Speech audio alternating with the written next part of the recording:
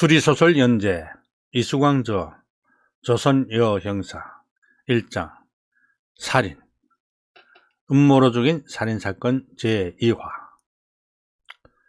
철퍼덕 철퍼덕 곤장을 때리는 소리가 형방청의 마당에서 들렸다. 이무영은 그 소리가 들릴 때마다 자신의 엉덩이를 얻어맞는 것처럼 몸을 떨었다. 시장에서 대판 싸움질을 했으니 포졸들이 잡아다가 옥에 가두었다가 곤장을 때리고 있는 것이다.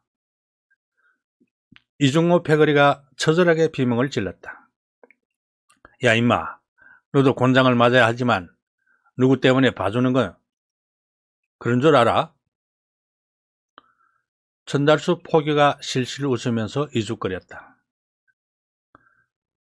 누가 그 사실을 모르랴.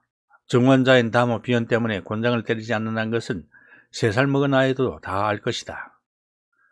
아니다. 전달수 포교는 과입은 어머니 도하네를 좋아하니 그녀 때문일 것이다. 제기랄. 이제 이중호 패거리와 원수가 되었네. 이무영은 형방청에서 나오면서 벌레를 씹은 것 같은 기분이었다. 야, 곤장 맞았냐? 곤장 맞지 않았겠지? 덕배와 덕보가 형방청 앞에서 기다리다가 우르르 달려와 이무영을 에웠었다. 어디 가서 술이나 마시자. 이무영이 침을 칵 뱉고 말했다. 술? 돈 있냐? 우리가 언제 돈 내고 술 마셨냐? 오늘은 제삿집이나 상갓집 없어? 있어. 창골 필려내가 오늘 상가야. 그럼 그 집에 가서 배를 채우자. 이무영이 무리들을 이끌고 창골로 하행하기 시작했다. 사람들은 이무영을 폐객이라고 불렀다. 각곳나루에는 뱃사람들이 많았기 때문에 무당들이 많았다. 무당들은 단골이 부탁으로 굿을 했다. 음식을 잔뜩 차려놓고 굿을 하면 이무영이 패거리들과 어울러 상에 차린 음식을 몽땅 싸가지고 주량랑을 놓기가 일쑤였다. 그 외에도 읍내 난전이나 거리에서 싸움을 하고 인삼밭을 짓밟는 상종 못할 인간이라고 했다. 저 망나니 새끼들 급살 맞아 뒤져라. 무당과 단골은 그럴 때마다 길길이 날뛰면서 악다구니를 퍼부었다. 귀신에게 바칠 음식 산 사람 배 좀 채웁시다. 이무영은 넉살 좋게 대거리를 했다. 이무영은 이내 창골 필련의 상가에 이르렀다. 필련은 성품이 폐악하여 남정네를 몽둥이로 때린다는 소문이 바다했다. 그런데 어부일을 하는 남정네가 배를 타고 나가서 돌아오지 않자 죽었다면서 시체도 없이 장례를 치르는 중이었다. 이무영은 덕배와 덕보와 함께 저승사자처럼 검은 옷을 입고 손에 검은 칠을 한 뒤에 병풍 뒤에 숨었다. 아이고, 아이고. 필리가 제사상을 차리고 문상객들의 눈치를 살피면서 곡을 하기 시작했다. 아이고, 아이고, 임자, 임자, 나를 두고 어디 갔어? 필리가 곡을 하다가 섭게 울기 시작했다. 이무영은 손으로 킥킥거리고 웃었다. 임자, 나 여기 있어. 이무영이 병풍 뒤에서 불쑥 검은 손을 내밀었다. 에그머니. 필레가 기겁을 하고 놀라서 뒤로 헐렁 나가 떨어져 엉덩방아를 찧었다. 이무영이 병풍 뒤에서 나오자 필레가 눈을 뒤집고 있었다. 정신줄 놓았군. 이무영은 필레가 혼절하자 음식을 싸가지고 달아났다. 이놈! 상가에서 무슨 짓이냐? 상가의 사람들이 몽둥이를 들고 쫓아오기 시작했다. 비가 오려는 것일까? 수양부들이 검푸리게 나부끼고 물기 묻은 바람이 살랑대면서 불어와 뺨을 간질렸다. 득진관 유해서의 집은 소술대문과 크고 높은 담장으로 부귀와 권세가 한눈에 느껴졌다. 유해서의 아버지는 영의정을 지낸 유존이고 유해서 자신도 과거에 급제한 뒤에 임진왜란 때는 명제상 류성룡의 종사관을 지냈고 도승지와 경기도 관찰사를 거쳐 특징관으로 있었다. 한때 세자인 광해군의 스승인 시강원 보덕도 역임했다. 그는 아버지 유전의 묘소에 성묘를 하기 위해 휴가를 내어 포천의 집에 내려와 있었다. 사내들은 담장 밑에서 바짝 긴장하여 귀를 기울였다. 담장 안에서는 귀기스러울 정도로 신비한 노랫소리가 들려오고 있었다. 마치 수양부들 나뭇가지처럼 노랫가락이 바람에 날리는 것 같았다. 사내들은 담장을 따라 달리다가 갑자기 몸을 날려 담장 위에 솟구쳤다. 담장에서 먼 연못과 정자가 보였다. 노래는 정자에서 들려오고 있었다. 조선 제일의 가객이라는 기생 애생이 가야금을 타면서 중국풍의 노래를 애잔한 목소리로 부르고 특징관 유해서는 흐뭇하여 무릎을 치면서 감상하고 있었다. 사내들은 검은 옷과 검은 삿갓을 쓰고 있었다. 손에는 장검이 들려 있었다.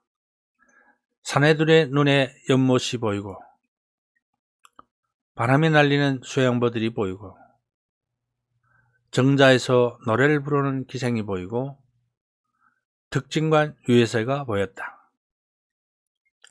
아람던 얼굴 이미 얌전한 데다 살결 또한 곱고 아름다워라. 고운 화장은 조승달을 흉내내고 얇은 적삼은 매미 날개와 같은데 한요가라 불리는 중국 한나라 시대의 노래였다. 신비스러울 정도로 아름다운 노랫소리가 바람을 타고 사내들의 귓전을 간지럽혔다. 가자! 사내들 중에 우두머리인 김덕윤이 먼저 몸을 날렸다. 불숲과 정원의 나뭇가지들이 일제히 옆으로 갈라졌다. 담장 위의 갑사들이 바람처럼 정자를 향해 날아갔다. 가객 애생은 가야금을 연주하고 있었다. 그네는 자신의 노래에 취하여 무아지경에 빠져 있었다. 그때 가야금이 흔히 툭 끊어졌다. 애생과 유해서는 바짝 긴장했다. 그때 검은 옷을 입은 갑사들이 일제히 달려왔다. 웬 놈들이냐? 유해서가 벌떡 일어나면서 벼락을 치듯이 소리를 질렀다. 유해서의 얼굴을 향해 시퍼런 칼날이 뻗쳐왔다. 걔 아무도 없느냐? 자객들이 침범했다! 자객들을 막아라! 유해서가 칼날을 피하면서 다급하게 외쳤다. 죽어라! 일성의 기옥과 함께 자각이 날카로운 칼을 휘둘렀다. 유해서를 향해 매손 칼바람이 휘몰아쳐 왔다. 자객이다! 자객을 잡아라! 유해서가 소리를 질렀으나 순식간에 그의 눈앞에서 피보라가 일어났다. 유해서는 처절한 비명소리와 함께 피화살을 뿜으면서 나뒹굴었다. 에크머니! 놀라서 일어나 피하던 애생의 옷과 얼굴로도 피가 튀었다. 이놈들 여기가 네 집인 줄 알고 강도짓이냐? 고함소리와 함께 유해서의 종들이 사방에서 몰려와 칼과 몽둥이를 들고 진입한 갑사들과 싸우기 시작했다. 모두 죽여라! 한 놈도 살려둬서는 안 된다! 갑사들이 유해서의 종들까지 마구 살해하기 시작했다. 하하하! 사단국의 무사들에게 누가 대항하느냐? 김정윤이 요란하게 웃음보를 터뜨렸다. 정자 주위는 순식간에 아수라의 참상이 벌어졌다. 강화도 술감 마을에 사는 성진선댁의 왕진을 갔던 이도행이 시장에 이를 무렵 후두둑 빗방울이 떨어지기 시작했다. 이도행은 걸음을 멈추고 힐끔 하늘을 쳐다보았다.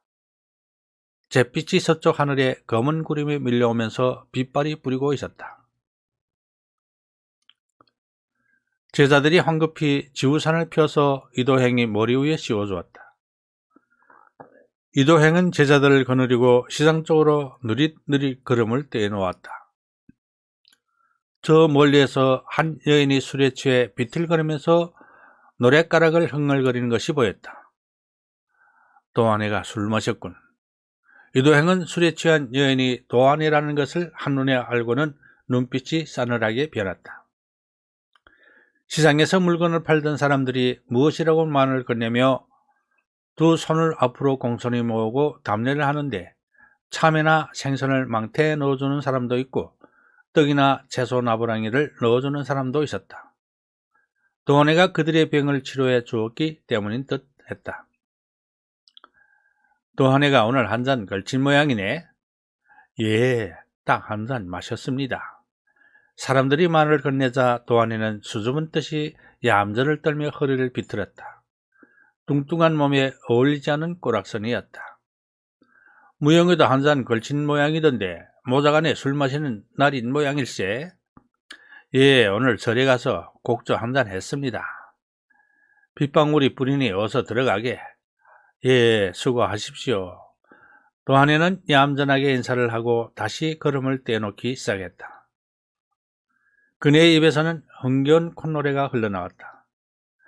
얼굴은 미인이고 마음씨는 어여쁘고 눈썹은 길고 눈은 크고 막다네. 코는 오똑, 입은 자그만하고 혀는 향기롭고 부드러운데 복스러운 귀는 붉은 윤기가 흐른다네. 목은 백옥처럼 희고 머리카락은 구름처럼 풍성하고 눈썹은 그린 듯하며 섬섬옥수 봄날 죽순 같고 젖가슴은 달콤하고 포근하다네. 허리는 가늘고 바른 아이처럼 작으니 나머지는 더 말하지 않아도 알겠지.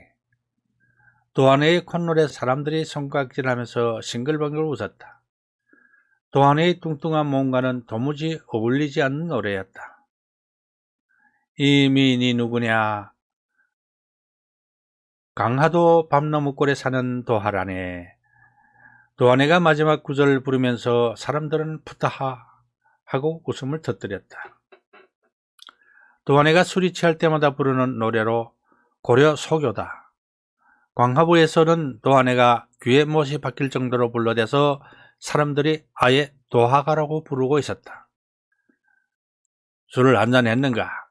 도안이가 가까이 오자 이도행이 뱀처럼 차가운 눈빛으로 쏘아보면서 혀를 찼다. 어르신, 도안이가 두 손을 앞으로 가시런히 모으고 공손히 허리를 숙였다. 몸이 뚱뚱해 젖통 하나가 수박만 하고 엉덩이가 커서 보기만 해도 숨이 막혔다. 비가 오는데 일찍 들어가게. 성구하옵니다.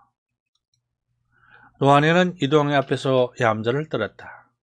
이도행은 한때 어의를 지냈고 조선제일의 침이라는 명성을 갖고 있어서 조선 팔도 전국에서 환자들이 찾아왔다. 벼슬도 정삼품, 당화관인 내정을 지냈다. 대낮부터 부녀 여자가 술 먹고 무슨 추태요? 살인사건이 났다는데 거긴 아까보지 않고.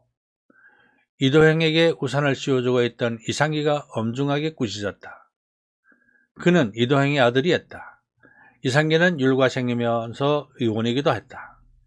살인사건이요? 도안이가 눈을 거슴치려하게 떴다. 술에 취해서 어찌 검음을 하겠소. 약방이 백조 대낮부터 술에 들었으니 술 냄새가 진동하지 않소. 이상기의 질책에 도안이의 얼굴이 굳어졌다. 그때 이도행이 차가운 눈으로 이상기를 쏘아보았다. 이상기가 움찔하여 머리를 떨어뜨렸다. 가자. 이도행이 걸음을 떼어놓자 제자들이 우르르 뒤를 따라가기 시작했다. 도안이는 그들이 멀어질 때까지 꼼짝을 않고 있다가 고개를 쳐들었다. 그네의 눈에 눈물이 가득 끼어 있었다. 쏴.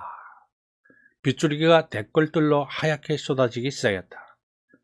선조는 편전인 장덕궁의 선정전에 앉아서 상소문을 읽다가 얼굴을 잔뜩 찡그렸다. 벌써 삼난 지방에 폭우가 내려 수재민이 수천 명이나 발생했다는 보고가 올라와 있었다. 금년에는 또 얼마나 많은 이재민이 발생할꼬. 선조는 열어놓은 문으로 댓글들을 내다보면서 무겁게 한숨을 내쉬었다. 장마는 서서히 북상하고 있었다. 그 옆에 이조판서 유경영이 머리를 쪼아리고 있었다. 영창대군을 어이하노. 이조판서 유행걸이 찾아온 것은 영창대군 때문이다. 그는 소북파의 영수로 영창대군을 제자로 옹립하려고 하고 있었다. 그러나 선조는 선뜻 허락하지 않았다. 광해군이 즉위하면 영창대군은 죽음을 당할 수도 모른다. 그렇다고 이제 와서 광해군을 폐제사시키고 영창대군을 제자로 세울 수도 없다. 그렇게 하면 광해군을 따르는 자들이 반란을 일으킬 가능성이 있는 것이다. 다음 호에 제3화를 읽어드리겠습니다. 감사합니다.